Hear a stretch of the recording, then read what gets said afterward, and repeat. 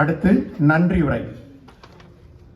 நான் சொல்லாடும் ஒன்றிற்கு முடிந்தவரை தவிர்க்காம போயிடுவேன், வேற எந்த அமைப்புக்கு போகலனாலும். ஏன்னா நீதி ரொம்ப மெனக்கடுறார் சிறார் தமிழுக்காக. அந்த ஒரு விஷயம்தான் என்னை ரொம்ப ஆச்சரியப்படுத்துச்சு.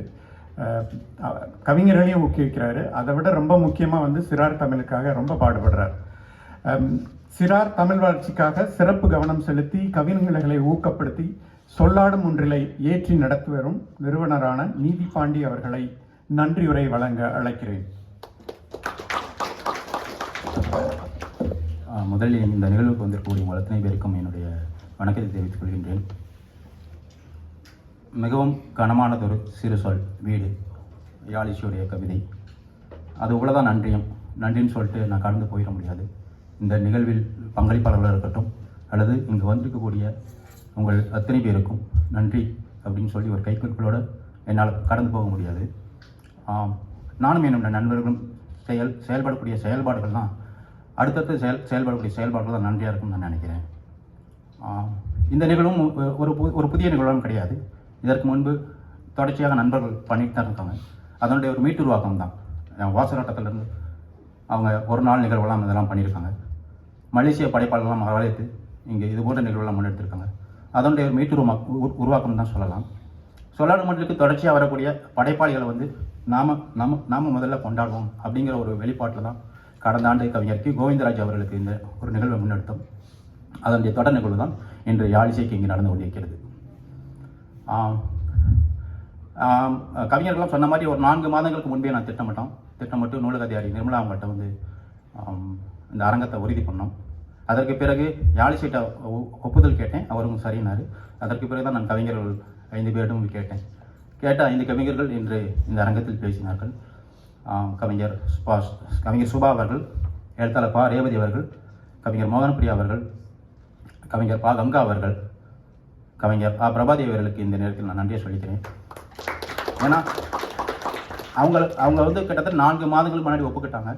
அதற்கிடையில் அவங்களுக்கு தடங்கள்லாம் வந்திருக்கலாம். அதையும் கடந்து இந்த நிகழ்வுக்கு அவங்க முழு ஒத்துழைப்பு கொடுத்தாங்க. அவங்களுக்கு இந்த நன்றி நான் சொல்லிக்கிறேன். கவிஞனுக்கு நம்ம என்ன கொடுக்க போகிறோம் அப்படிங்கிறது கோவிந்தராஜ் அவர்களுடைய நிகழ்வு முன்னெடுக்கும் பொழுதும் அந்த எண்ணம் இருந்துச்சு. ஆனால் அது செயல்பாடை நம்ம முன்னெடுக்க முடியலை. அதனுடைய வெளிப்பாடு தான் இன்றைக்கி அவருடைய யாழிசையுடைய தேர்ந்தெடுத்த கவிதைகளை ஒரு தொகுப்பாக கொண்டு வருவோம் அப்படின்னு சொல்லி அந்த தொகுப்பு இன்று எறும்பு நெசவாக இங்கே வெளியிட்டு கொண்டிருக்கிறது. இரண்டாவது, அந்த கவிதைகள் பள்ளின சூழலில் இருக்கிறதுனால நம்ம சந்திக்கக்கூடிய நண்பர்களுக்கு பரிசளிக்கக்கூடிய வகையில் அதை மொழிபெயர்ப்பு பண்ணணும் அப்படிங்கிற ஒரு எண்ணம் இருந்தது. ரெண்டாவது, அந்த பொறுப்பையுமே நான் முன்னெடுத்து பண்ணுறதை விட நம்முடைய தெரிந்த நண்பர்கள் பண்ணால் இன்னும் சிறப்பாக இருக்கும்னு சொல்லிட்டு அலர்பதிப்பு செந்தில்குமார் நடராஜன் அவர்கள்ட்ட அந்த பொறுப்பை கொடுத்தோம். மற்றும் குழுவினர் நண்பர்கள் சொன்னது போல் மற்றும் குழுவினர் நண்பர்கள் 5 தொகுப்பில் தேர்ந்தெடுத்த கவிதைகள் எடுத்தாங்க. பா ரேவதி அவங்க மொழிபெயர்த்திருக்காங்க. அலர்பதிப்பு வைத்திருக்கோம். மற்றும் குழுவினர் மற்றும் செந்தில்குமார் ரேவதி அவர்களுக்கு நன்றி. கடந்த ஆண்டு முன்றிலுடைய கவிதைகளை தேர்ந்தெடுத்து அதை ஆங்கிலத்தில் மொழிபெயர்த்தோம். சவிதா அவர்கள் மொழிபெயர்த்தாங்க. தொடர்ந்து ஆங்கிலத்தில் மொழிபெயர்த்து நூல்களை கொண்டு வர எண்ணத்தை அவங்க தான் உருவாக்கினாங்க. எழுத்தாளர் M.K. குமாரோடைய சிறுகதை தொகுப்பு சவிதா அவர்கள் மொழிபெயர்ப்பில் போய் எடுத்து பண்ணிக்கிட்டு இருக்காங்க. கூடிய விரைவில் அந்த தொகுப்பும் வர இருக்கிறது. நாம் இங்கே பணிபுரியக்கூடிய சக வேற்று நாட்டு நண்பர்களுக்கு இந்த புத்தகங்கள்லாம் நீங்கள் பரிசாக கொடுங்க. இன்று ஆங்கிலத்தில் மொழிபெயர்க்கப்பட்ட நூல் நாளை மலாயிலும் சீனத்திலும் மொழிபெயர்க்கப்பட வேண்டும். அந்த நாளை நோக்கி நாம் நகர வேண்டும் என்று கேட்டுக்கொள்கிறோம். பிரியா ஜெயக்குமார்ட்ட இந்த தேர்ந்தெடுக்கப்பட்ட கவிதைகள் தொகுப்பு கவிதைகள் தேர்ந்தெடுத்த பிறகு எனக்கு அந்த கவிதைகளை அனுப்பி வச்சிருந்தாங்க யாழிசை. அதை நான் பிரியா ஜெயக்குமாருக்கு அனுப்பியிருந்தேன். ஏன்னா நாம் எழுத்து சார்ந்து இயங்கும் பொழுது நம்மோடு பயணிக்கக்கூடிய சக பிற கலைகளை ஊக்குவிக்கணும், அவங்களோடு ஒன்றிணைந்து நம்ம அந்த நிகழ்வை முன்னெடுக்கணும் அப்படிங்கிற ஒரு எண்ணத்தினுடைய வெளிப்பாடு தான். அவங்க ஓவியம் வரைவாங்க. சொல்லாடும் மொழியில் அவங்களோட ஓவியங்களை காட்சிப்படுத்தி ஒரு உரையாடல் நாங்கள் நடத்தினோம். அப்போ நான் அவங்கள்ட்ட சொன்னேன், ஒரு 5 எனக்கு ஓவியங்கள் வரையணுங்க அப்படின்னு சொல்லி. அது ஒரு மிகப்பெரிய ஒரு வேலை தான். ஆனால் அந்த வேலையை அவங்க ரொம்பவும் திறம்பட பண்ணியிருக்காங்க. இன்றைக்கி நீங்கள் பார்த்துருக்கீங்க. நேற்று தான் அவங்க வீட்டுக்கு நான் போய் அந்த ஓவியங்களை பார்க்கலாம்னு சொல்லிட்டு ஒரு புத்தகம், அவங்களுக்கு வேறு எதுவுமே நான் ஒன்றும் கொடுக்கல. அந்த ஓவியங்களை வரைஞ்சதுக்கு ஒரு புத்தகத்தை பரிசளிக்கலாம்னு கொடுக்க போனேன். கடைசியாக பார்த்தா அந்த புத்தகத்தை வேறு யாரும் அவங்களுக்கு முன்னமே பரிசளிச்சிருந்தாங்க. நம்ம மயிலோ என்கிற சிறுகதை தொகுப்பு உமாபதியுடையது. அதனால் இது போன்ற ஒரு அரங்கம் நிறைந்த ஓவியங்களை அவங்க காட்சிப்படுத்தணும். அந்த நாளை அவங்க உருவாக்குவாங்க. அப்போ நானும் என்னுடைய நண்பர்கள் துணை நிற்கணும். அதுதான் நான் அவங்களுக்கு செய்யக்கூடிய நன்றியாக இருக்குன்னு நான் நினைக்கிறேன். எங்கள் நினைவு பரிசெல்லாம் வந்து நண்பர் வைத்தீஸ்வரன் அவங்களுடைய புத்தகடி.com அவங்க தான் இதை தயாரித்தது. எனக்கு இந்த மாதிரி வேணும்னு மட்டும்தான் சொல்லியிருந்தேன். அங்கேருந்து அவர் எடுத்துகிட்டு வந்து அவர் தான் பணிச்சூழலால் அவரால் இங்கே வர முடியல. அவருக்கு இந்த நேரத்தில் நான் நன்றி சொல்லிக்கிறேன். யாழிசை சொன்னது போல் தமிழ் ஐயப்பன் சுவரட்டி சமீபத்தில் வரக்கூடிய எல்லா சுவரட்டிகளும் எனக்கு அவர் தான் பண்ணித்தர்றாரு. தமிழ் ஐயப்பனும் பணிச்சூழலால் இங்கே வர முடியல. அவருக்கும் என்னுடைய நன்றிகள் நான் சொல்லிக்கிறேன். ரெண்டாவது, இந்த மாதிரி நிகழ்வுகளுக்கு வந்து நிதி ஆதாரம் தேவைப்படுது. குறைந்தபட்சம் ஒரு 500 மில்லியாவது தேவைப்படுது. அதிகபட்சம் உங்களுக்கு தெரியும், உணவிலிருந்து நினைவு பரிசிலிருந்து பிற செயல்பாடுகளுக்கு நிதி ஆதாரம் தேவைப்படுகிறது. நிதி ஆதாரத்தை பொறுத்தவரை எப்பொழுதும் நான் கேட்பதற்கு நான் கூச்சப்பட்டதில்லை. என்னுடைய சக நண்பர்கள் பங்களிப்பு செய்கிறாங்க. அவங்களுடைய பெயர்களையும் அவங்களை வந்து குறிப்பிட்டதில்லை எந்த ஒரு இடத்திலும். அதுபோக நிறுவனம் சார்ந்த நண்பர்களும் பங்களிப்பு செஞ்சுருக்காங்க. இதற்கு சில நண்பர்கள் அவங்களுடைய நிதி ஆதாரத்தை கொடுத்துருக்காங்க. அதுபோக இளன் எலக்ட்ரிக்கல் நிறுவனர் அவங்களும் கொடுத்துருக்காங்க. அவங்களுக்கும் இந்த நேரத்தில் நான் நன்றி சொல்ல வேண்டும்.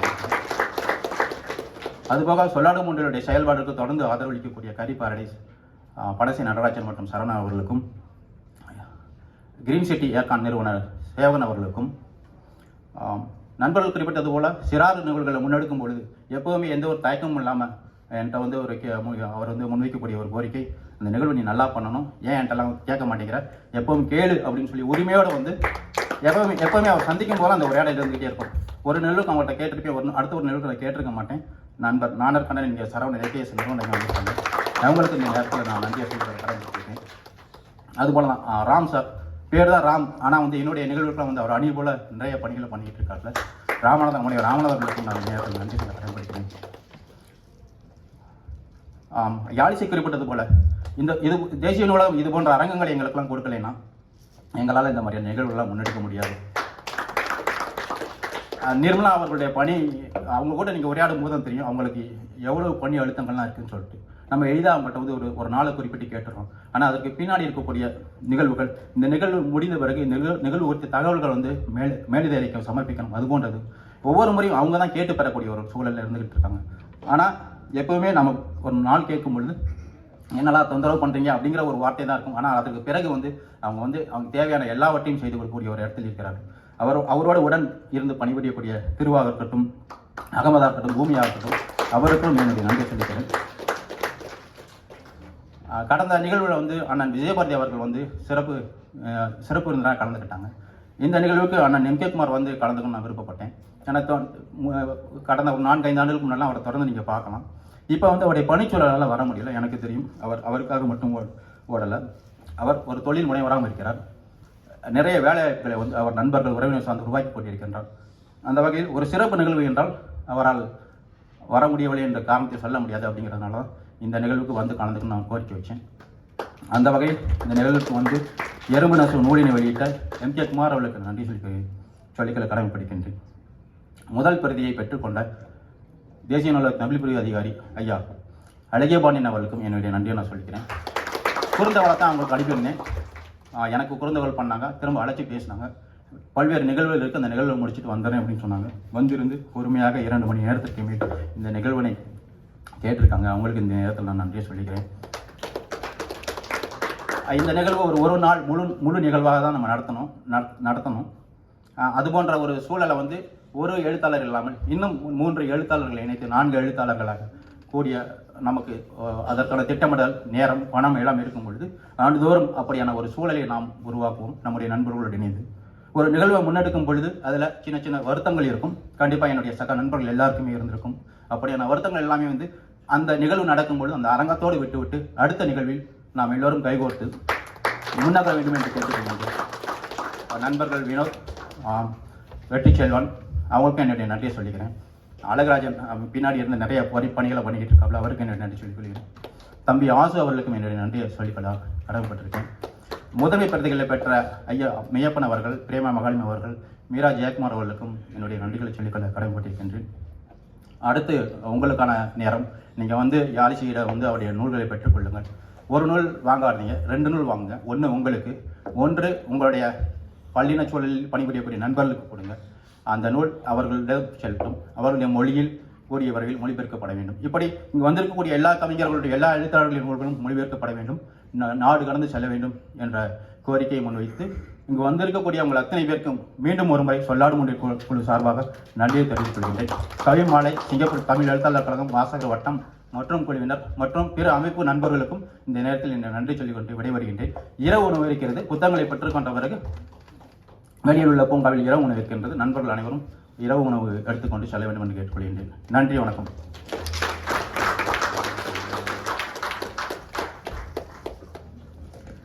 நன்றி திரு நீதிபாண்டி அவர்களை. அடுத்து அனைவரும் கவிஞரிடமிருந்து நூல்களை பெற்றுக் கொள்ளலாம். புத்தகத்தின் விலை மற்றும் எண்ணிக்கை பற்றிய அறிவிப்பு. வந்திருக்கின்ற அனைவரும் அதிக அளவில் புத்தகங்களை வாங்கி தங்களுக்கு விருப்பமான நபர்களுக்கும் அல்லது நிறுவனங்களுக்கும் பரிசளிக்கலாம். பைலிங்குவல் இங்கிலீஷும் இருக்கு. அதனால இங்கு தொகை முக்கியமல்ல. நிகழ்வின் இலக்கு என்பது புத்தகத்தின் விற்பனையின் எண்ணிக்கையை அதிகரிப்பது. குறைந்தபட்சமாக 10 வெள்ளியிலிருந்து தொடங்கலாம். அது அல்லாமல் நிகழ்வில் கலந்து கொண்ட மற்ற கவிஞர்களின் புத்தகங்களும் விலையோடு அங்கு காட்சிப்படுத்தப்பட்டுள்ளது. விரும்பியவர்கள் வாங்கிக் கொள்ளலாம். இத்துடன் இந்த விழா இனிதே நிறைவுறுகிறது. நன்றி, வணக்கம்.